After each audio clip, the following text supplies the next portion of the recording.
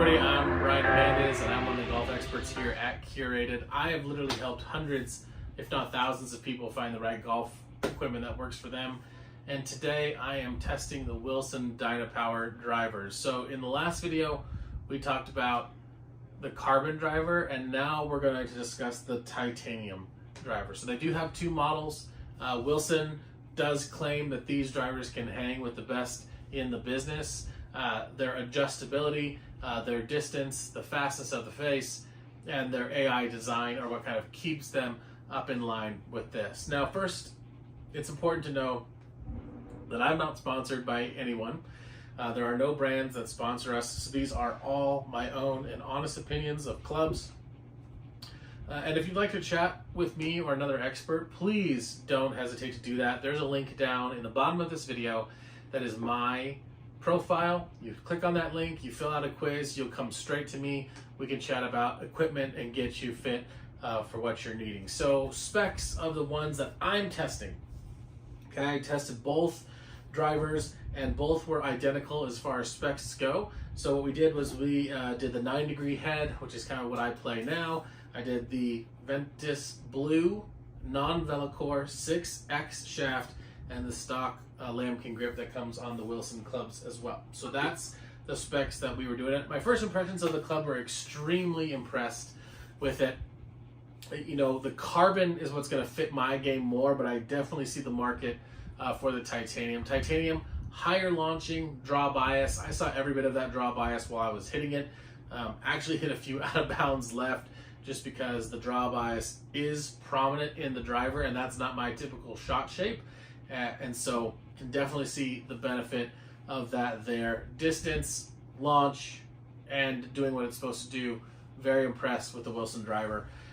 Technology in these, as far as distance goes, they are very hot off the face. The AI design face is designed to do just that. You know, just like Callaway really talks up their AI face, Wilson has now put their specs face into a computer, right, to spit out the variable face thickness, where each place in the face needs to be as far as thin, thick, all of those kinds of things to work out the best possible face for the driver. I have to say distance was spot on. I didn't feel like I was losing a ton of distance on there. I didn't feel like I was gaining a ton of distance, but I feel like as far as keeping up with the Joneses, the Wilson driver was able to do that. The height of tee shots was impressive. I do like a lower ball flight personally, but again, testing these, I see why somebody would really want this, as it does help you get the ball in the air. My ball flight significantly, noticeably higher than with the other model. So a lot more carry distance for me. Forgiveness is fantastic on this model. Definitely the more forgiving of the two models as well in the titanium driver. Their workability, not so much workability. Definitely the carbon is more neutral bias, and so it can be worked more left or right. I found the titanium driver to be hard to work right. It was almost exclusively center and more center left than anything. And like I said, I even hit two kind of out of bounds left because it was, the draw bias is definitely prominent when you set the club down, no doubt about it. So if you're one of those golfers that struggles with that, with losing balls to the right or slicing, it's definitely a club for you. I didn't find a ton unique about the appearance, although on the steel you're going to get more of just the flat matte finish with a little bit of patterned thing here on at the back, whereas with the carbon you're getting more of the kind of, I call it Kevlar or like knitted woven material. You do have a little bit here on that, but it's different than the carbon one. There's no carbon in this, so it does look a little different. Definitely heavier head, right, which is what happens when you have titanium instead of carbon.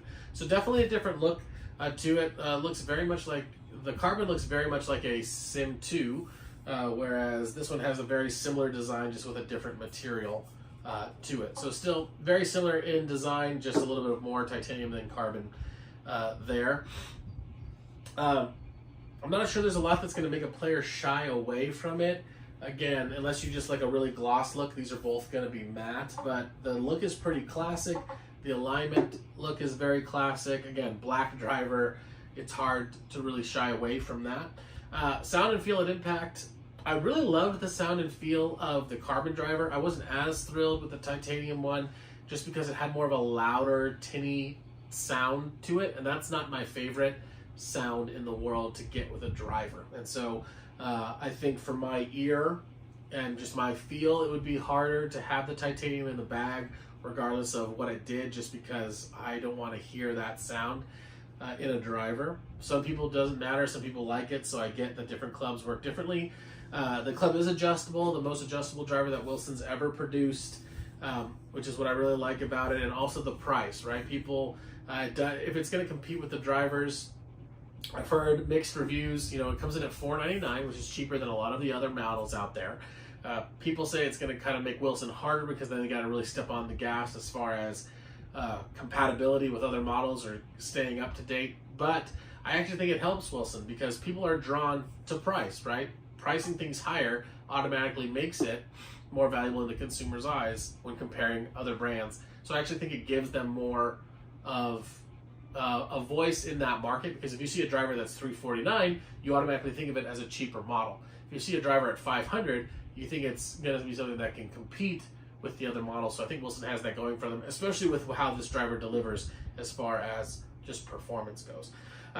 Drawbacks to this club, again, it's a draw bias model. So if you already draw, or you're maybe a hook miss, you know, that this driver kind of leaves you guys out of the running, because it's really hard to fade this driver, really hard to slice this driver, and it's made to do so. If you already hit the driver high, that's going to be a drawback for you too.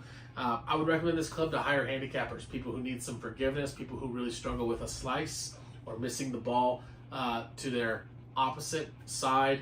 For righties, you know, losing it right, lefties slicing it left, those kinds of things. If you struggle to get the ball in the air or want some more carry distance, you have trouble getting over, you know, trouble, water, trees, those kinds of things, this driver is really going to launch better for you. So I'd really do that. Better players are probably going to avoid this. You know, most better players, lower handicappers, want more workability. They want a more neutral bias. They want to be able to hit the ball left and right and not feel like it's so much work to do it that way. And I feel like, especially going right, this driver takes a lot of work because you're working against the natural making of it. But as you all know, golf clubs are different for different players. So please don't hesitate. If you want help finding the right clubs for you, reach out to me or one of my fellow experts. Again, click the link at the bottom and you will come right to me. And if you like this video, please subscribe to Curated. Hit that little bell, hit the subscribe button, and get notifications for when we send out other drivers. Send out other videos. Thank you so much for watching. Cannot wait to see you next time.